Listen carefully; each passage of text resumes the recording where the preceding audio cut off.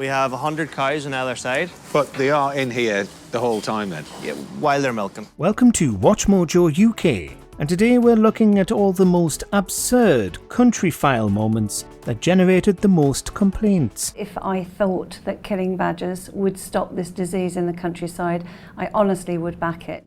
Before we begin, we publish new content every day, so be sure to subscribe to our channel and ring the bell to get notified about our latest videos. Number 10. Wildfires. In Edinburgh, the Scottish Fire and Rescue Service remains at the scene of a gorse fire on Arthur's Seat. In July 2023, amid massive heat waves that the UK largely avoided that year, Countryfile talked about a growing threat to British nature: wildfires. You might think that this is a worthy topic to raise awareness of, since it's not something that's really happened regularly in the UK until recently, but apparently not. And in Dorset, firefighters have described working in arduous conditions to bring a heathland fire under control. More than 20 nearby homes were evacuated. People took to social media to complain that Countryfile had gone woke for covering the wildfires, even though you'd think that talking about fires, which seriously affect the landscape and countryside, is well within the show's remit. Why are you watching it if you're going to get angry when any environmental issues come up? Who knows? The prospect of a fourth heatwave this summer, though, this week, for businesses like this that rely on good weather is certainly good for business. Number 9. Rural dentists. More and more dentists are giving up doing NHS work because they say it simply doesn't pay them enough. In early 2024, the show received backlash for doing an item about dentistry. The show defended itself by saying it covers rural issues, and the lack of NHS dentists in low-populated areas is a very important one. But people still weren't happy. So a survey has found that 4 in 10 people now report it is hard to get an NHS appointment. Some viewers thought that talking about access to dentistry was too political, even though the show was raising a valid point about how hard it can be for the farmers Countryfile is meant to champion and their families to stay healthy without dental care. The BBC statement said that the show had talked about medical issues in rural communities before and stood by the programme. Normally they provide treatments abroad or in the UK to homeless and vulnerable. But they're here today because not one person in this queue could get a dental appointment.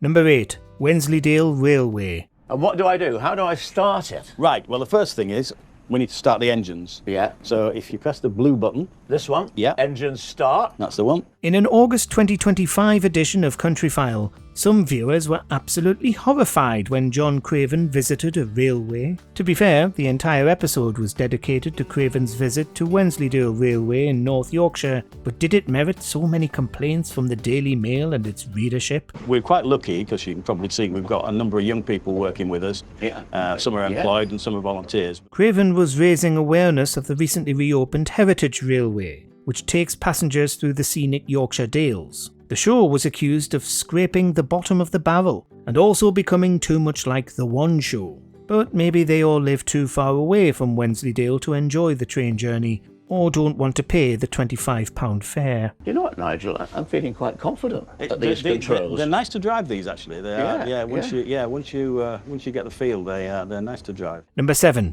Shooting. Obviously, during the winter months, a lot of people depend on the shoot, and not just on the estate, but also surrounding businesses. Finally, a controversy that really was to do with farming, shooting and gamekeeping. The show headed to a country estate to talk about recreational shooting, with viewers hating the way the show didn't portray shooting as something abhorrent. But gamekeeping is certainly a part of rural life, with many large estates, farms among them, using recreational shooting as a way to generate more revenue. So how much would it cost then if somebody wanted to come and spend a day shooting here?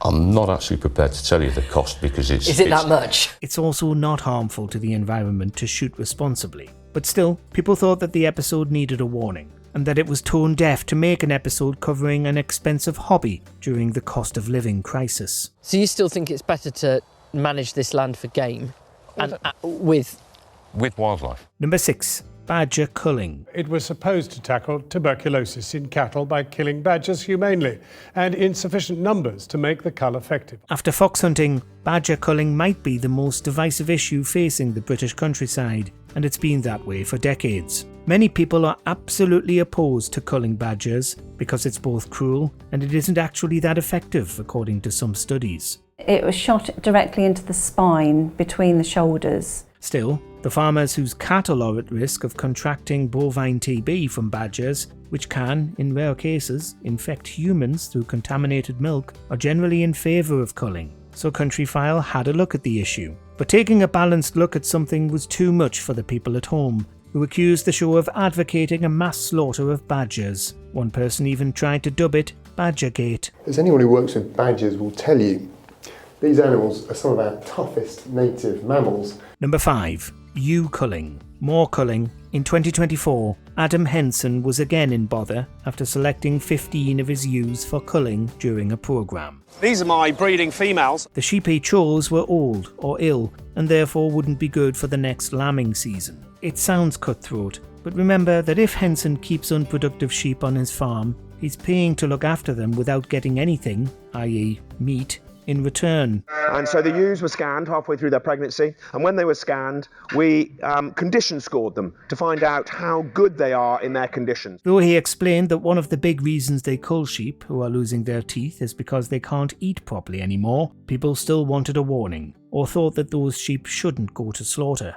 Once the ewes in the pen, we then write on her pen what's in there, because there's a rotation of shepherds coming through the shed. Number 4. Farmers' mental health. Farming can be difficult and demanding, but there was no greater challenge than when Linda's son Leonard took his own life last year. This episode was derided by some viewers for being depressing, covering yet another health issue and the way it specifically affects farmers. If you know anything about farming, you know it's lonely and brutal work, with Adam Henson specifically discussing a farmer he was friends with who tragically took his own life. A study from the Farm Safety Foundation found almost all farmers under the age of 40 said poor mental health is one of the biggest hidden problems facing them today. As for the episode itself though, people didn't want Countryfile to talk about mental health, with one person even saying that this wasn't a serious issue and shouldn't be discussed on the programme. Despite the complaints, Countryfile has continued to talk about mental health during Mental Health Awareness Week each year.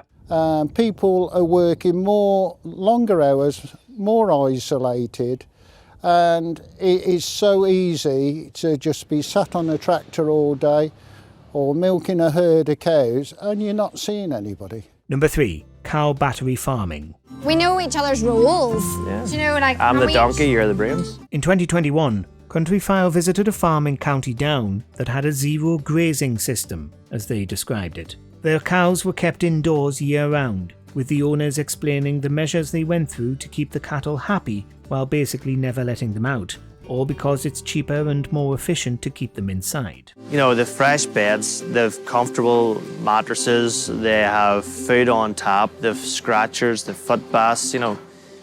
It's like a 5-star hotel for cows. You can imagine that people were outraged, accusing Countryfile of promoting battery farming cows by not being critical enough. Worse, Countryfile keeps rebroadcasting this segment in compilations, despite it generating masses of complaints every time, with people desperate to see the cows allowed to run free. And what kind of reaction do you normally get from people who see this for the first time? Because it is very different to the kind of traditional dairy farm that people would expect.